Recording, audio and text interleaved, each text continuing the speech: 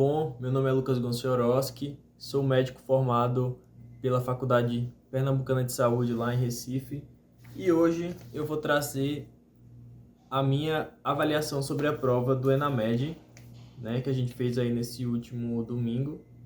Foi a primeira vez, né, a primeira versão do ENAMED que teve como banca agora o INEP.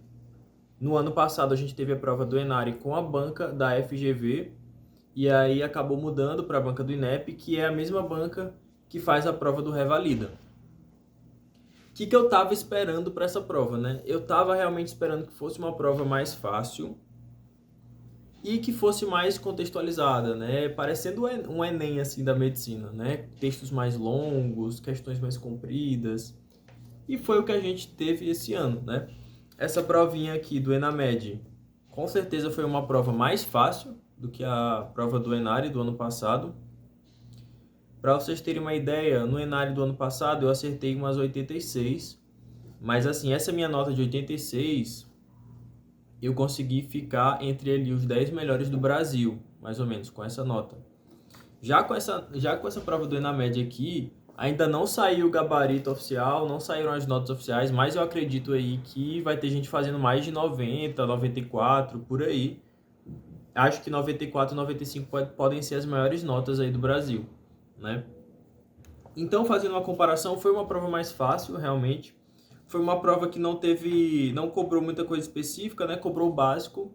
E para ser bem sincero, eu acho justo, né? Eu acho que as provas de residência elas têm que cobrar aquilo que o médico generalista basicamente atua, né? Então, tem que cobrar hipertensão, tem que cobrar diabetes, tem que cobrar rastreamento de câncer de colo de útero, tem que cobrar tuberculose, tem que cobrar doenças sexualmente transmissíveis. E foi isso aí exatamente o que a banca do INEP cobrou, né? Foi uma prova mais simples, porém, eu achei ela bem mais cansativa do que a prova do ano passado. Então, foi uma prova assim mais longa e eu acho que pode ter dificultado um pouco para aquele participante que estudou bem, mas acabou tendo falta de atenção em algumas questões e acabou errando besteira.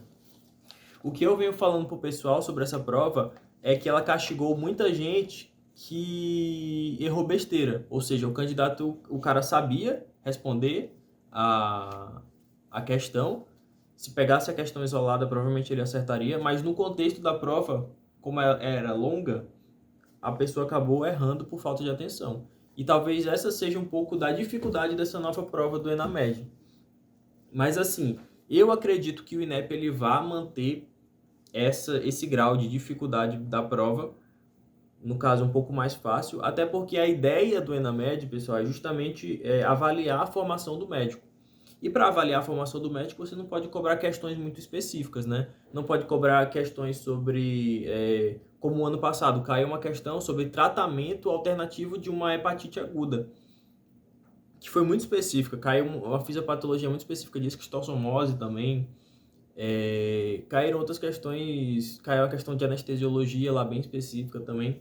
Então, assim, a ideia é que o ENAMED venha a ser como se fosse o Enem dos médicos mesmo. Se você parar para pensar, a prova do Enem em si não é difícil, mas como ela é muito longa, textos grandes, ela acaba se tornando uma prova um pouco complicada para o candidato que não está tendo muita atenção ou comete alguns erros básicos. Eu acho que a prova mais difícil aqui que a gente teve foi a de pediatria, tá? Achei a de pediatria um nível um pouco acima do normal. O que acontece? A prova de pediatria esse ano, inclusive, eu achei mais difícil do que a prova da FGV. Tivemos muitas questões específicas de pediatria, tipo essa aqui que perguntava sobre uma acidose tubular numa criança, né? E aí na verdade, não pedia nem o diagnóstico de acidose tubular. Inclusive, foi uma questão que eu errei, porque eu sabia que era o diagnóstico de acidose tubular, mas a acidose tubular tem tipo 1, tipo 2, e ele pedia, na verdade, o distúrbio ácido básico. E aí você tinha que lembrar como é que funciona a fisiopatologia da acidose tubular, tipo 1, tipo 2, ver qual era o diagnóstico que se encaixava mais no quadro do paciente. Então, foi uma questão bem difícil, bem específica. Teve outra questão de esclerose tuberosa, diagnóstico diferencial aí de doença do sistema nervoso central com lesões cutâneas, né? Que entra neurofibromatose também no diagnóstico diferencial. Então foi uma questão difícil. Pediatria, pediatria, na minha opinião, fugiu um pouco do que o INEP costuma cobrar, porque eu achei que eles pegaram um pouco mais nas especialidades pediátricas, né? Foram em nefroped, neuroped, entendeu? Saíram um pouco da puericultura, mas tiveram algumas questões mais tranquilas. Sobre clínica médica, a prova de clínica médica veio básica, né?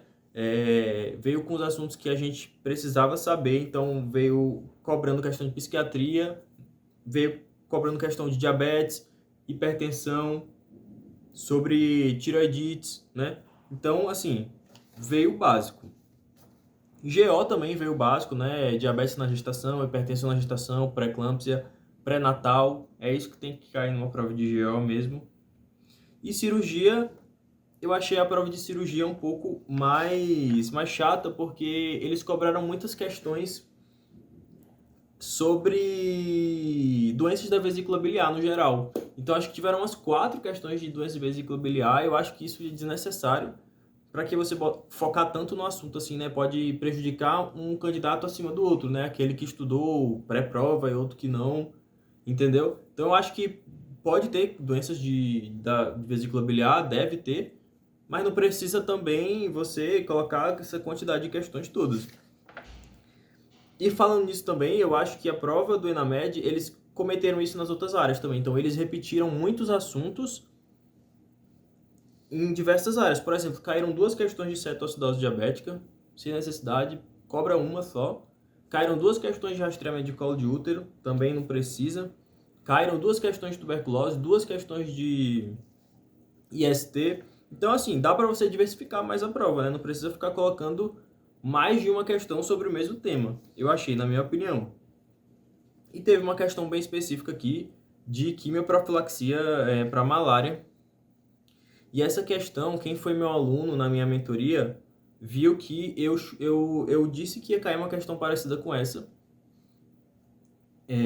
Eu falei porque um dos professores do INEP, ele é doutor em medicina tropical. Então o cara adora colocar uma questão de arbovirose, de malária, chikungunya, entendeu? Então, quem foi meu aluno aí viu que eu entreguei bastante das questões que caíram. Sobre o meu desempenho, não saiu ainda o gabarito oficial, mas eu acho que eu vou acertar em torno de umas 85, 86 questões. Que, na minha opinião, se eu fosse comparar com a prova do ano passado, é um gap de 5 questões. Então, por exemplo, eu tirar 85, 86 nessa prova aqui é como se eu estivesse tirando 80 na prova do ano passado. Que na do ano passado eu tirei 86. Então, se eu fosse comparar com a minha nota do ano passado, eu decaí muito. Porque a prova do ENAD do ano passado que eu tirei 86 seria equivalente a eu tirar uns 91, 92 nessa prova aqui do ENAUED, tá? Bom, pessoal, essa foi as minhas opiniões sobre a prova do ENAMED, tá? Se você tiver alguma dúvida aí, alguma opinião que se contradiz com a minha ou algo do tipo, alguma opinião que você queira compartilhar, deixa aí nos comentários, deixa o like aí que ajuda bastante o vídeo. Um grande abraço e até a próxima.